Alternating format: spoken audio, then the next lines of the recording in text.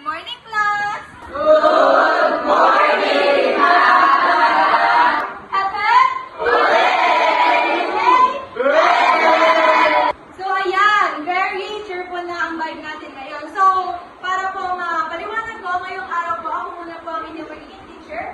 Dahil nga po, meron pong mga activities na kailangan gawin ng ating mga teacher na kailangan na rin ipasa ngayon. Kaya super busy na.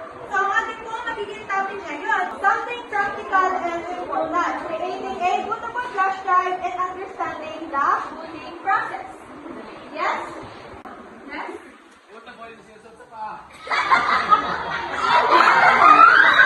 Hindi, yan. Ito ay proseso sa computer. Kumbaga, ito yung nag-inform tayo ng computer para maayos natin ang ating mga PC or ang ating mga gadgets. So, ito ngayon ang inyong project. Gagawa kayo ng creative presentation na nagpapakita ng importance, benefits, process, at application ng bootable flash drive. Teka, dapat kayo may part ha?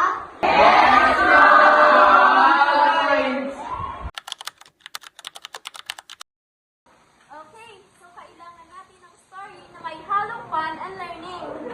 Tanya, ikaw ang assign sa technical demo. Pasabi na lang kay Junel at Biel na sila sa comedy section. Okay? Okay. Jesseline, ikaw ang scriptwriter. Giancarlo, ikaw sa filming. Pwede ba akong mag-act as sleeping student para magaling mo sa akin? Bagay naman talaga, lagi ka nga late.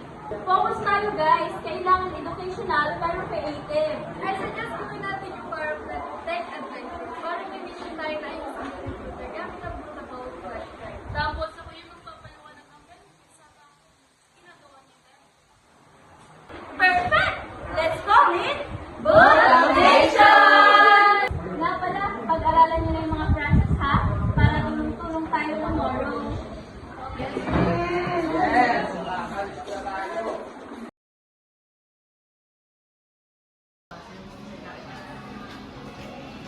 Meron ka na subject na pipicturean? Oo, yun o. Ano ba yan? Kapag in love ka, tumitigil ang mundo mo. I never believed in love. I was deceived by love. I never had much luck with lovers before.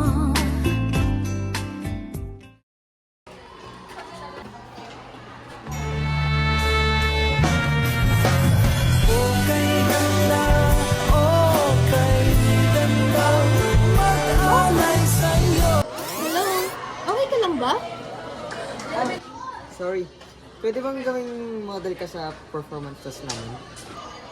Wait, pag-iisipan ko. Sige!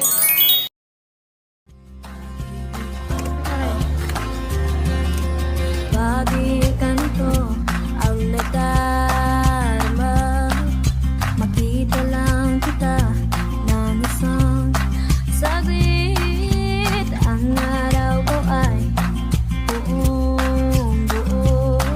Patingin nga ako kung maganda. Ikaw ang panaginip dahil sa iyo.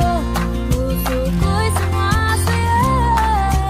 Isip di mapadali, ngiti ay lagi nasa. Teka, isising ko muna to sa flash drive ko. Diyan ka lang ha. Babalikan kita.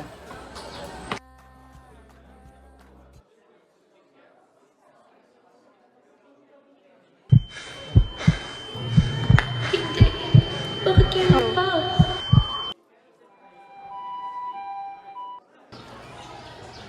Ambulansya. Sino kaya yun? Asa na kaya yun? Pa naman natanong ang pangalan niya. Siguro bukas na lang.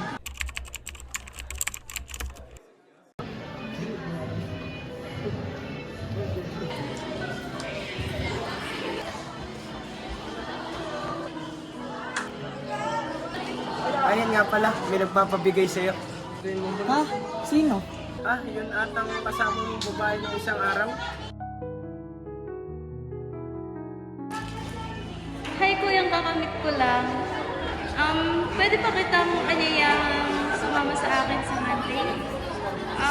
Hihingi lang sana ako ng pabor. Aasahan kita.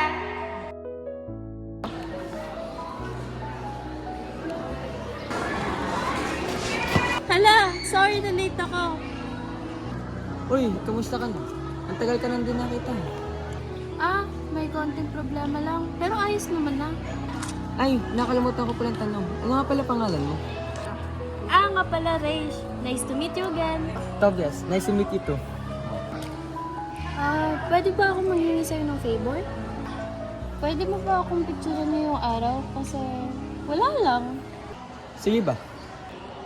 Teka, maayos na ang mukha ko? Oo, ayos na. Sobrang ganda. Sige.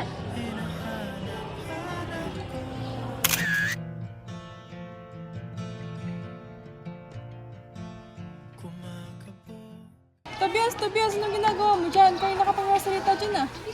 Ha? Kasama ko si Raish. Ayun siya. Ha? Hindi mo ba nabalitaan? Nalibing na si Raish kahapon pa. Then it all just stopped. I never thought it would come to this.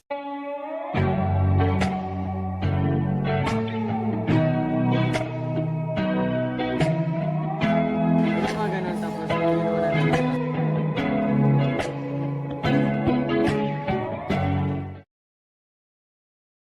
Huwag kang tumingin ng ganyan sa akin. Huwag mo ako. Teka, yung flash drive.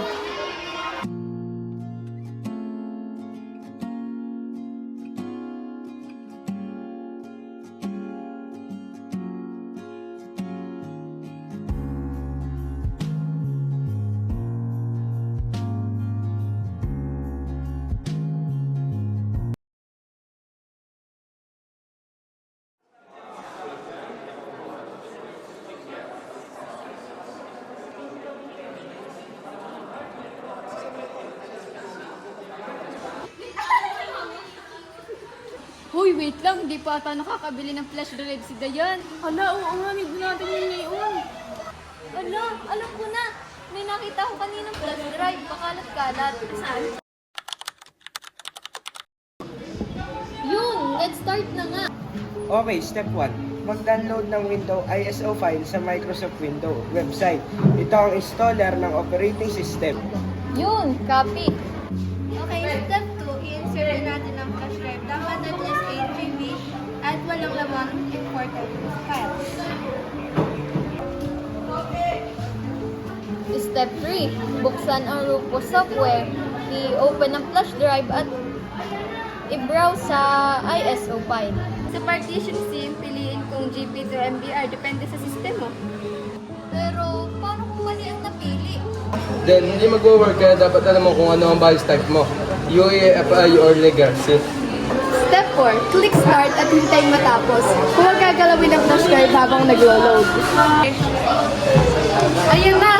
Nabuhay na ang flash drive. Bootable na siya. Congrats! May power ka na. Parang superhero ng PC. Yun! Okay na tayo! Yes!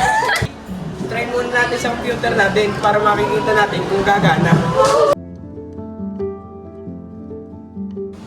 Sige. Okay, step by step ha. First, ipasok natin yung flash drive sa PC. Tapos, sa step 2, i-restart natin yung computer. And step 3 naman, pindutin ang F12 para sa boot menu. Kita nyo, may option na. Boot from USB. Piliin yan! Pag nag-load na, lalabas ang Windows Installer. Ibig sabihin, gumana ang flash drive mo. Mission accomplished! Ang simpleng USB, kaya palang magdala ng bagong buhay sa computer.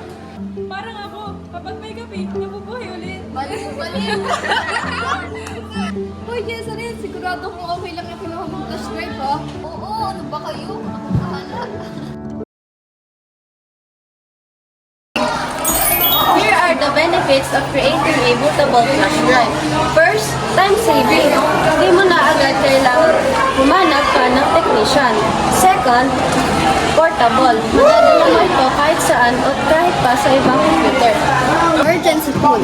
Kapag nagkakaproblema ang system, mabilis mong maaayos. Educational. Natututo ka ng tamang tech process. Empowering. Nagiging independent ka sa pag-troubleshoot ng device mo. Paalam!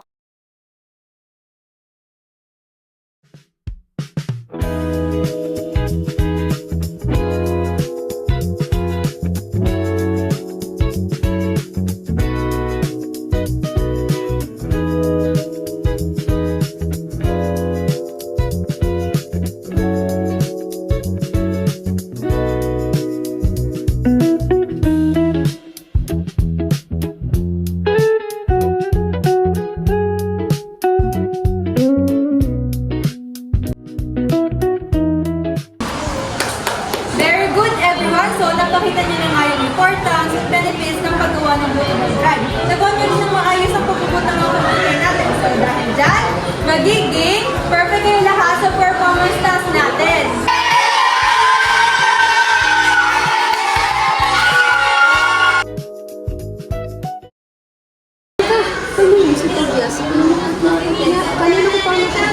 Ano, alam ko na. Parinig ko kanina, nawawala daw ang flash drive ni Tobias. Lahat baka yan ang kinulit ko sa mail. Tara, dali. Hoy, nasa si Jessalyn. Ha? Umalis eh. Kanina pang umalis. Ay, alam mo ganyan, nawawala ang flash drive ni Tobias. Buti na lang nag-backup ako kanina. Hindi pa si Jessalyn maniwala sa akin. Siya akin ang backup para naman sumaysaya si Tobias. Tobias, oh.